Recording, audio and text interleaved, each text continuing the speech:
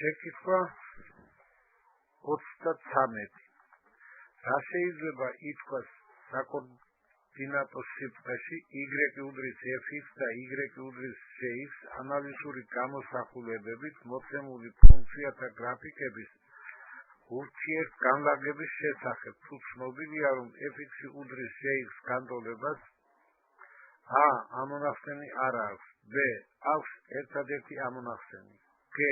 აქვს ორი ამონახსენი, d.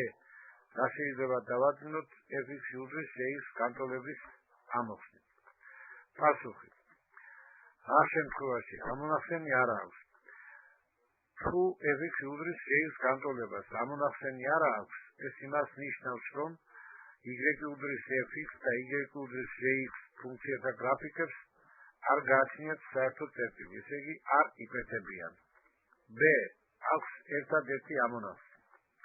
ესე იგი, თუ f-x უდრის j-x განტოლებას აქვს ერთადერთი ამონახსენი, ეს იმას ნიშნავს, რომ y უდრის f-x და y უდრის j-x ფუნქციათა გრაფიკებს გააჩნიათ გადაკვეთის ერთი წერტილი.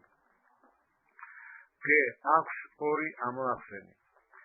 ეს იმას ნიშნავს, რომ y უდრის f-x და y უდრის j-x ფუნქციათა გრაფიკებს გააჩნიათ ორი საერთო წერტილი. ესე იგი, იკვეთებიან ორ წერტილზე. b. რა შეიძლება დავადგინოთ f-x უდრის j-x განტოლების ამოხსნით. f-x უდრის j-x განტოლების ამოხსნით ჩვენ შეგვიძლია დავადგინოთ აქვთ თუ არა საერთო წერტილი y უდრის f-x და y უდრის j-x ფუნქციათა გრაფიკებს. ესე იგი, დავადგინოთ იკვეთებიან თუ არა.